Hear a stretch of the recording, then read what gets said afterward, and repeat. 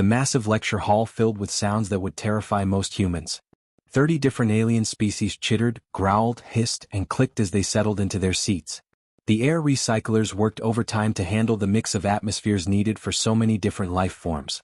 Professor Vexthal stood at the center of it all, his 4 muscular arms moving with practiced grace as he activated the holographic star map. The Krillian warrior scholar towered over even the largest students, his dark green carapace marked with battle scars from decades of military service. His yellow eyes swept the room as the last conversations died down. Students of the Galactic Military Academy, his deep voice rumbled through the universal translators. Today we examine the most recent failure in interstellar conflict resolution. The hegemony crisis, which ended 3 months ago. The hologram showed a cluster of star systems in vivid blue, with red markers indicating military positions. Vexthal's upper right arm pointed to the human fleet positions while his lower arms manipulated the display controls. Here we see the human 3rd and 5th fleets, positioned perfectly to strike at the coalition's supply lines. Their new quantum torpedo technology could have ended this conflict in days. He paused for dramatic effect, his mandibles clicking with what his species considered amusement. Instead they chose to talk. A few students from predator species growled their agreement. The reptilian swordhack delegation hissed approval, while several mammalian species shifted uncomfortably in their seats. This is classic mammalian behavior, Vexthal continued, warming to his subject. When faced with a clear opportunity to eliminate a threat, they retreat into emotional decision-making. Fear disguised as compassion. Weakness masquerading as wisdom. In the 3rd row, a young Zenthari student raised one of her 6 chitinous arms. Kiravel was smaller than most of her classmates, but her compound eyes held an intelligence that had earned her top marks in tactical analysis. Her blue-black exoskeleton caught the light from the hologram as she spoke. Professor Vexthal, I have been studying human military records for my thesis project. During the Proxima Wars, humans demonstrated combat efficiency rates 30% higher than galactic average. Their tactical innovations in space combat are still being studied by our best strategists. How do we reconcile this with the theory that they are weak? The professor's 4 eyes focused on her with mild annoyance. Student Kiravel, you mistake tactical competence for strategic courage. Yes, humans can fight when cornered. Most prey animals can. But when given the choice between decisive action and prolonged negotiation, they invariably choose the path of least resistance. But Professor, Kiravel persisted, her translator struggling to convey the subtle harmonics of Zenthari speech, their military doctrine emphasizes overwhelming force application to minimize conflict duration. That suggests strategic thinking, not emotional weakness. Vexthal's mandibles clicked sharply, a sign of irritation among his kind. Irrelevant speculation, student. What matters is behavior under pressure. When the Hegemony Coalition threatened their outer colonies, humans had the power to turn their enemies into cosmic dust. Instead, they negotiated resource-sharing agreements and trade partnerships. He spread all 4 arms wide in a gesture of dismissal. This is not the behavior of apex predators. This is herd animal thinking. The lecture hall murmured with agreement from some species and uncertainty from others. The mammalian delegates looked particularly uncomfortable with the discussion. Kiravel's antennae twitched, a sign of deep thought among her people. She had spent countless hours reviewing combat footage from human engagements. What she had seen did not match her professor's description. Human soldiers moved with a coordination that bordered on the supernatural. Their weapons technology was generations ahead of most galactic powers. Their battle tactics showed an understanding of warfare that impressed even the most militaristic species. Yet time and again she had found records of humans choosing negotiation over destruction. Not from positions of weakness, but from positions of overwhelming strength. It made no sense according to standard galactic military doctrine. Moving on, Professor Vexthal announced, we will examine proper predator responses to territorial challenges, using the Korthak expansion as our primary example. As the hologram shifted to show a different star system, Kiravel found herself distracted. Her compound eyes reflected the changing lights, but her mind was elsewhere. She thought about the footage she had analyzed just the night before. Human Marines boarding a coalition ship, moving through corridors with deadly precision. They had neutralized the entire crew in 12 minutes without a single casualty on either side. Then they had provided medical aid to the wounded and helped repair the ship's life support systems. What kind of species fought with such efficiency, then immediately helped their enemies? What kind of military doctrine emphasized victory through preservation rather than destruction? The lecture continued around her, but Kiravel barely heard the professor's words. Other students took notes on traditional conquest strategies and resource acquisition through military dominance. She sketched diagrams of human fleet formations and tried to understand the logic behind their restraint. As the class period ended, students began filing out in their usual groups. The predator species clustered together, discussing hunting strategies. The herd species formed their own protective formations. The insectoid species moved in perfect synchronization toward the exits. Kiravel remained in her seat, staring at the now empty hologram display. Around her, the lecture hall grew quiet as the last conversations echoed off the walls. The cleaning drones would arrive soon to prepare the room for the next class. Something about human behavior did not fit the established patterns. Professor Vexthal might be satisfied with simple explanations about mammalian weakness, but Kiravel had seen too much evidence to the contrary. If humans were truly weak, why did so many stronger species avoid direct confrontation with them? If they were emotional and irrational, why did their diplomatic solutions consistently outlast military victories achieved by other powers? She gathered her data tablets and headed for the archives. If the answers were not in the classroom, she would find them in the records.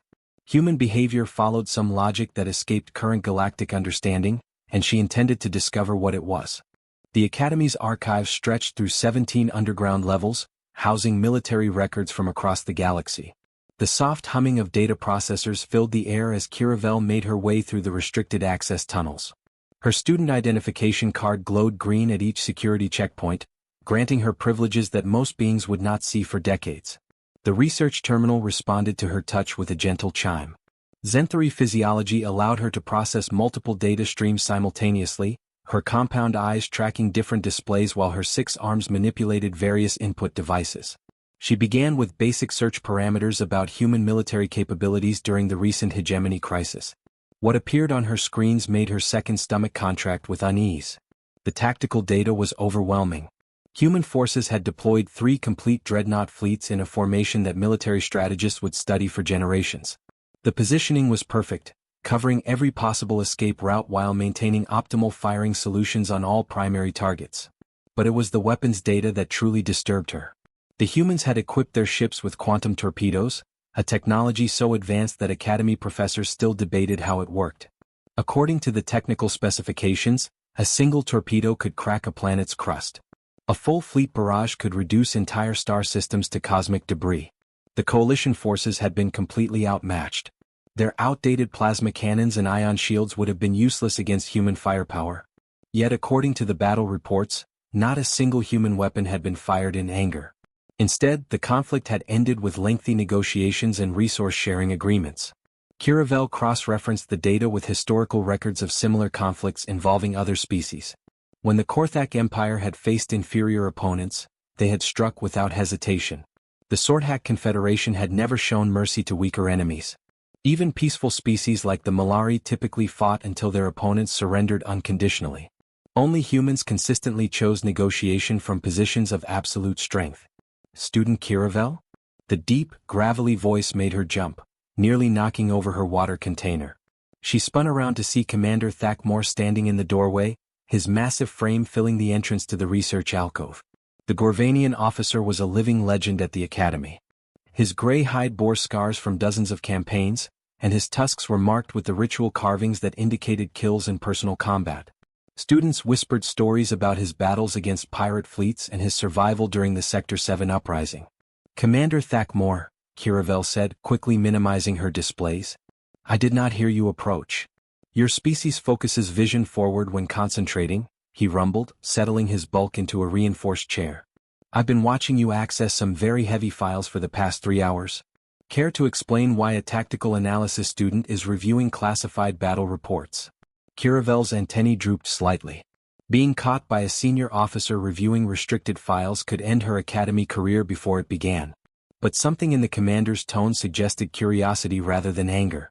I am trying to understand human military behavior, she admitted. The data does not match what we learn in classes. Thakmore's tusks clicked together, producing a sound like rocks grinding. Among his people, this indicated either amusement or contempt. You've been talking to Professor Vexthal about mammalian weakness, haven't you? You know about that? Kid, I've served alongside humans in 3 different joint operations. I fought with them, eaten with them, and nearly died protecting them. Want to know what I learned? His small eyes fixed on hers with surprising intensity. Curavel nodded eagerly, her data tablets forgotten. Weak. Thakmore leaned back, his chair creaking under his weight. I once watched a human squad take out an entire raider battalion. 60 heavily armed pirates versus 12 humans with standard equipment. The humans moved like they shared the same brain, anticipating each other's actions perfectly. They used tactics I'd never seen before, turning the raiders' own weapons against them. He paused, his expression growing thoughtful. The whole battle lasted maybe 20 minutes. When the dust settled, the humans had captured 57 pirates alive and killed only 3 who couldn't be subdued safely. That shows excellent combat efficiency, Curavel observed. That's what I thought too. But here's where it gets weird. Thakmore's voice dropped to almost a whisper. After the battle, the humans provided medical aid to their prisoners. They treated wounded pirates with the same care they gave their own injured soldiers. Then they started asking about the raiders' families, their home planets, whether they had children. Curavel's translator struggled with the emotional undertones in his voice.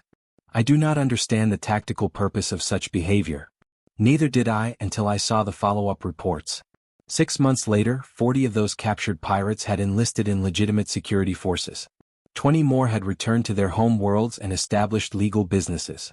The humans had offered job training, education programs, even small business loans. Thakmore shook his head slowly. They turned enemies into allies without firing a shot at their families or destroying their homes. But that makes no sense from a military standpoint, Curavel protested. Defeated enemies should be eliminated or contained to prevent future threats. That's what every other species thinks. But humans play by different rules. The commander stood, his joints popping audibly. I started paying attention after that first encounter. Every human engagement follows the same pattern. They win fast, they win clean, and then they immediately start rebuilding whatever they just broke. He moved toward the exit, then paused. Want to know what really disturbs me? It works. Every single time. I've never seen a species fight humans twice. Not because they're afraid, but because humans convince them they don't need to fight anymore. Curavel stared at her data screens with new understanding. They are not showing weakness. They are demonstrating strength so overwhelming that resistance becomes pointless. Now you're starting to get it, Thakmore said. But that raises an even more disturbing question. What kind of species develops that level of psychological warfare naturally? And what happens when they decide someone really does need to be destroyed? After he left, Curavel sat alone in the humming archives, surrounded by data that painted a picture she was only beginning to understand. Humans were not weak. They were something far more complex and potentially dangerous than anyone at the Academy realized. The diplomatic wing of the Academy buzzed with constant activity as representatives from dozens of species conducted the daily business of interstellar relations. Curavel felt small among the towering ambassadors and their elaborate entourages as she made her way to the human section. The human diplomatic quarters were surprisingly modest compared to other species' elaborate displays of power. No massive sculptures or intimidating guards, just clean lines and simple furniture designed for beings much smaller than the galactic average. A simple nameplate read, Ambassador Jiho, Human Coalition Representative. When the door chimed to announce her arrival, Curavel expected to wait in an outer office like she had with other ambassadors. Instead, the human himself appeared almost immediately. Ambassador Jiho stood barely chest-high to most species in the diplomatic wing, his dark hair showing gray streaks and his brown eyes holding depths that suggested years of difficult decisions. Student Curavel, he said, checking a small device in his hand. Thank you for requesting this meeting through proper channels. Please come in. His office was even simpler than the outer area. A desk sized for human proportions, several chairs of different designs to accommodate various alien anatomies, and walls lined with books rather than the holographic displays favored by most diplomats. Real paper books, an oddity that most species had abandoned centuries ago. You want to understand why we choose restraint? Jiho asked, gesturing toward a chair that had been specifically designed for Zenthari physiology. Her compound eyes took in the thoughtful accommodation as she settled her exoskeleton into the curved support. I have been studying human military behavior, Curavel began, her antennae twitching with nervous energy. Your species possesses superior technology and tactical abilities, yet consistently chooses negotiation over conquest. My professors call this weakness, but the evidence suggests otherwise. Jiho poured himself tea from a simple ceramic pot, the aromatic steam rising between them. Before I answer, let me ask you something. How does your species typically handle defeated enemies? Curavel's response came automatically, drilled into her through years of military education. We eliminate threats permanently. Standard galactic doctrine requires crushing resistance completely to prevent future conflicts. Survivors become seeds of revenge. The human ambassador nodded slowly, his expression growing sad. We tried that approach once. Several times actually throughout our history. Do you know what happened? You failed to achieve victory? Curavel guessed, her translator working to convey her confusion. No, Jiho said quietly. We won. Every single time. Total victory, complete annihilation of our enemies. He set down his teacup with careful precision. We became very good at destroying those who opposed us. Curavel's compound eyes focused intently on his face, trying to read the complex emotions playing across human features. Then why did you stop? Successful strategies should be repeated. Jiho stood and walked to a bookshelf, pulling out a thick volume bound in what looked like genuine leather. He opened it to reveal photographs of human cities reduced to rubble, landscapes scarred by weapons, and faces of people whose expressions held depths of suffering that made Curavel's secondary heart skip. This is what total victory looks like, he said, turning the pages slowly. We won these wars. We destroyed our enemies so completely that they could never threaten us again. But then we realized we had created something worse than any external threat. I do not understand, Curavel said, her antennae drooping with confusion. You eliminated the source of conflict. We had become monsters, Jiho continued, his voice barely above a whisper. The cost was not just in their lives, but in what we became to achieve those victories. When you spend years perfecting ways to kill efficiently, when you teach children that some people deserve to die, when you celebrate the destruction of entire civilizations, what happens to your society? He turned another page, showing images of human soldiers with empty expressions, children playing with toy weapons, monuments celebrating destruction rather than creation. Our greatest philosophers and leaders realized that some victories are not worth winning. When you achieve peace through terror, you have not really achieved peace at all. You have only created a pause before the next war. Curavel struggled to process this concept. Every military textbook she had studied emphasized the importance of decisive victories. But if you show mercy to defeated enemies, they will attack again when they recover strength. Will they? Jiho asked, returning to his chair. What if instead of destroying them, you address the reasons they wanted to fight in the first place? What if you help them build something better than what they lost? He activated a small holographic display showing star charts marked with different colored symbols. Every species that has fought humanity in the last 2 centuries is now either a trading partner or formal ally. Not because we conquered them, but because we convinced them that cooperation served their interests better than conflict. That seems impossible, Curavel said, studying the display. Defeated enemies do not become friends. They do if you never actually defeat them, Jiho replied. We learn to demonstrate our strength without using it destructively. We show potential opponents that fighting us would be pointless while simultaneously offering them better alternatives to whatever they hope to gain through war. He pointed to specific systems on the display. The Hegemony Coalition wanted access to rare mineral deposits in contested space. Instead of fighting them for control, we proposed joint mining operations with shared profits. They got what they needed, we maintained security, and nobody died. Curavel's translator worked overtime processing the emotional undertones in his voice. You treat warfare as a problem to be solved rather than a contest to be won. Exactly, Jiho said, his expression brightening. War is almost always about resources, territory, or security. If you can address those underlying needs, the desire for war disappears. But this requires strength of a different kind than most species understand. What kind of strength? Jiho closed the book and returned it to its shelf. The strength to help your enemies even when you could destroy them. The strength to choose building over breaking. The strength to think beyond immediate victory to long-term peace. As their meeting concluded, Curavel found herself more confused than when she had arrived. Nothing Jiho had said matched standard military doctrine, yet the results spoke for themselves. Humans had achieved something unprecedented in galactic history. They had learned to win wars by choosing not to fight them. Walking back through the Academy corridors, surrounded by species that had spent millennia perfecting ways to destroy each other, Curavel began to understand why human behavior seemed so alien. They had evolved beyond traditional concepts of victory and defeat into something entirely new. Major Hyunwoo's office felt different from other military spaces Curavel had visited. The walls displayed an impressive collection of commendations and awards from at least 12 different alien species. Golden certificates from the Malari praised human tactical innovation. Crystal tablets from the crystalline Vorthak acknowledged strategic excellence. Even the notoriously difficult-to-please Swordhack had awarded humans their highest military honor. Yet the human sitting behind the modest desk seemed uncomfortable discussing warfare. Major Hyunwoo was typical of his species in size, barely reaching Kiravel's shoulder height, but his presence filled the room. His dark uniform bore numerous medals, and his weathered hands showed the calluses of someone who had handled weapons for many years. "Student Kiravel," he said, reviewing her request form on a tablet device. "You want to understand human military philosophy. That's an unusual research topic for a Zen-3 tactical student." Kiravel activated her recording device, a small cube that would capture both audio and visual data for later analysis. "Major, I have studied your species' combat records extensively. Your effectiveness ratings exceed galactic averages by significant margins, yet your behavior in actual conflicts puzzles our military instructors." The Major leaned back in his chair, his expression thoughtful. "You want to know our secret?" He gestured toward a photograph on his desk showing human soldiers in combat gear distributing food packages to a group of alien civilians. "We're not built like most species. Our evolutionary path was different."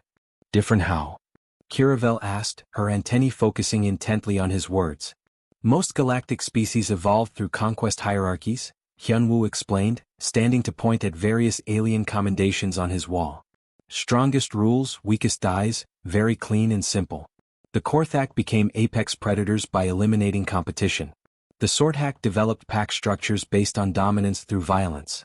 Even peaceful species like the Malari evolved from creatures that survived by avoiding stronger predators."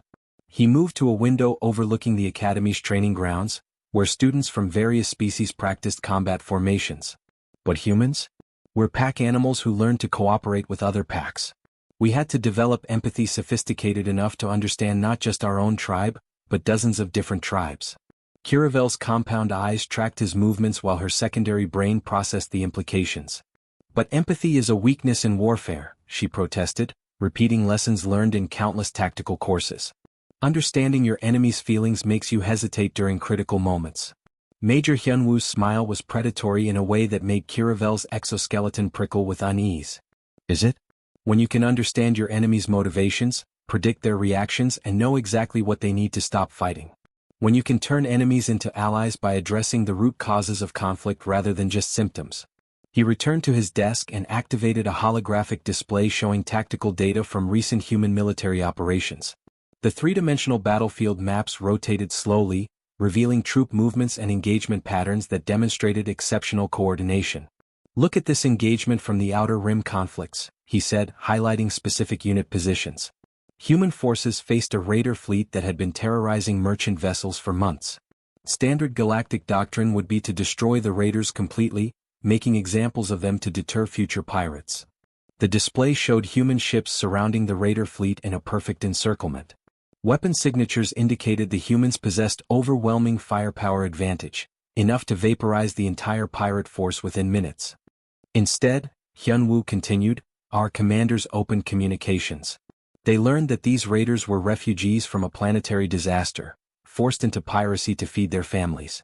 Their home world had been strip-mined by corporate interests, leaving them with no resources and nowhere to go. Kiravel studied the tactical display with growing confusion. So you destroyed the corporations responsible? No, the Major said quietly. We negotiated relocation agreements for the refugee populations, arranged job training programs, and helped them establish legal settlements on uninhabited worlds. The former pirates became some of our most effective anti-piracy patrol units because they understood how desperate people think. That seems inefficient, Kiravel observed. The time and resources required for such solutions could fund multiple military campaigns. Hyunwoo pulled up another display showing long-term statistical analysis. Could they? This chart shows conflict recurrence rates for different resolution methods.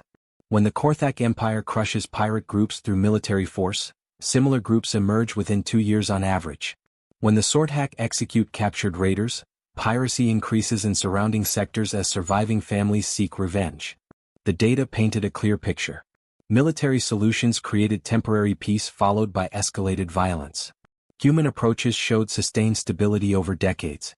When we address root causes instead of just symptoms, conflicts stay resolved, Hyunwoo explained. But this requires understanding why people fight in the first place. Fear, desperation, resource scarcity, territorial disputes, cultural misunderstandings. Most species see these as excuses for weakness. We see them as problems that can be solved. He activated another hologram showing human soldiers working alongside former enemies to rebuild damaged infrastructure. The cooperation between species that had been shooting at each other days earlier seemed impossible by conventional military standards. Empathy is not weakness when it gives you strategic advantages, the Major continued. We can predict enemy behavior because we understand their motivations. We can end conflicts permanently because we address underlying causes. We can turn enemies into allies because we offer them better alternatives than whatever they hope to gain through violence. Kiravel's recording device captured her growing excitement as the pieces fell into place. You fight not to prove strength, but to end the fighting permanently. Now you're beginning to understand, Hyunwoo said, his expression approving. Most species fight to win battles. Humans fight to prevent future wars. Sometimes the best way to end a conflict is to show your enemy that continuing would be pointless, not because you'll destroy them, but because you'll help them achieve what they actually wanted through better means. He returned to his desk and pulled out a thick manual bound in synthetic leather. This is human military doctrine compiled over centuries of warfare. Every strategy, every tactical innovation, every weapon system we've developed serves one primary purpose: ending conflicts as quickly as possible with minimal loss of life on all sides. Kiravel stared at the manual as if it contained secrets of the universe.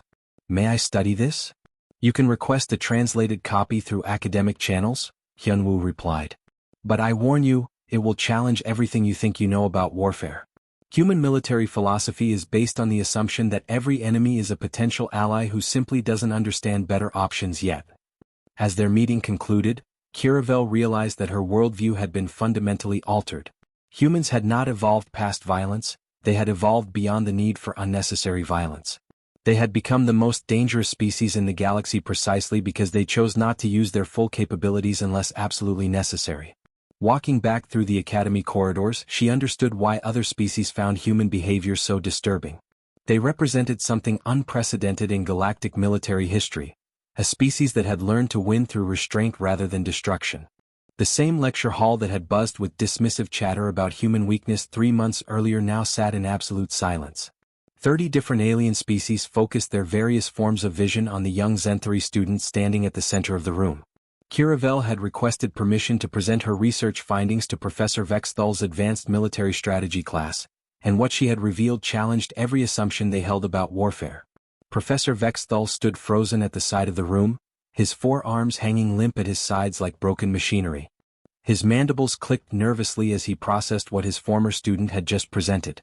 The holographic displays still showed the devastating statistics that had accompanied her presentation, numbers that painted a picture none of them had expected.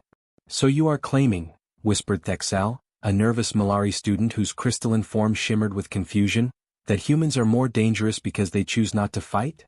Kiravel turned her compound eyes toward the questioner, her antennae steady with newfound confidence. I am claiming that humans have evolved a form of strategic thinking that we do not possess. They have learned that the strongest position is not winning every battle. The strongest position is making battles unnecessary. She gestured toward the holographic display floating above the lecture platform. The three-dimensional chart showed conflict statistics spanning 2 centuries of galactic warfare. Red markers indicated active conflicts, yellow showed unresolved tensions, and green represented stable peace agreements. Examine the data, Kiravel continued, her voice carrying clearly through the hall's advanced acoustic systems. Every species that has gone to war with humans in the last century is now either a trading partner or formal ally. They do not create enemies. They convert them. The statistics were undeniable. The Hegemony Coalition, once sworn enemies of human expansion, now operated joint mining ventures with human corporations. The Outer Rim Raiders who had terrorized shipping lanes for decades now served as human-trained security forces. Even the isolationist Korthak had opened limited diplomatic relations after their border conflict with humanity ended in unprecedented cooperation agreements. And they do this, Kiravel activated another display showing military capability comparisons, by being so overwhelmingly superior that resistance becomes obviously pointless, while simultaneously offering better alternatives to whatever their opponents hoped to achieve through violence. The new hologram showed human fleet positions during various conflicts. In every case, human forces had possessed crushing advantages in firepower, technology, and tactical positioning.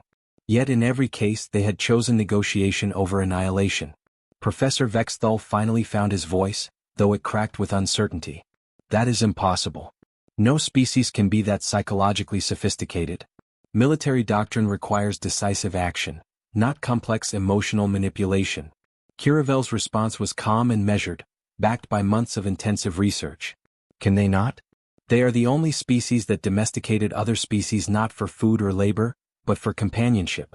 They are the only ones who regularly risk their lives to save individuals from species they have never encountered before. They are the only ones who build memorials to honor their enemies' dead. She activated a series of images that had shocked her during her research. Human soldiers carrying wounded alien combatants to safety. Human medical teams treating captured prisoners with the same care given to their own wounded. Human engineers helping rebuild infrastructure on worlds they had just conquered. They maintain recreational facilities where they care for animals that serve no practical purpose except to provide emotional comfort, she continued. They write literature exploring the perspectives of their enemies. They study the cultures of species they have never met, not to exploit weaknesses, but to understand different ways of thinking. The lecture hall remained silent, but Curavel could sense the shift in attention. Students who had dozed through routine military theory presentations now leaned forward with intense focus. Maybe we have been defining strength wrong this entire time, she said, her compound eyes sweeping across the diverse crowd. We measure military success by territory conquered, enemies destroyed, resources acquired. Humans measure success by conflicts prevented, enemies converted, and long-term stability achieved. A swordhack student in the back row raised one scaled arm. But this approach requires enormous resource investment. Rebuilding enemy infrastructure, providing education and job training, negotiating complex agreements. How is this more efficient than simple conquest? Curavel had anticipated this question. She activated a holographic comparison chart showing long-term costs of different conflict resolution methods. Traditional conquest requires constant military presence to suppress resistance. Resources must be diverted to occupation forces, intelligence networks, and periodic suppression campaigns. The Korthak Empire spends 40% of its military budget maintaining control over conquered territories. The chart shifted to show human post-conflict statistics. Human methods require higher initial investment, but virtually no long-term maintenance costs. Former enemies become self-policing allies who actively support continued peace because it serves their interests better than renewed conflict. Professor Vexthal approached the holographic display, studying the data with growing amazement. These numbers suggest that human methods are not just more ethical, but more economically efficient over time periods longer than a single generation. Exactly, Curavel confirmed. Humans think in time frames that most species do not consider. They plan for conflicts that might occur decades in the future and take action now to prevent them. This requires understanding psychology, economics, sociology, and dozens of other disciplines that traditional military education ignores. In the weeks that followed her presentation, the Academy experienced unprecedented changes. Enrollment in xenopsychology courses increased by 400% as students sought to understand the mental processes of other species. The library's Human Studies section, previously almost empty, required expansion to accommodate demand for materials on human history, philosophy, and military theory. Professor Vexthal quietly revised his curriculum to include what he termed non-traditional conflict resolution strategies. Other instructors began incorporating human case studies into their lessons, though most struggled to understand the underlying principles. Curavel established a new research group focused on what she called sustainable victory theory.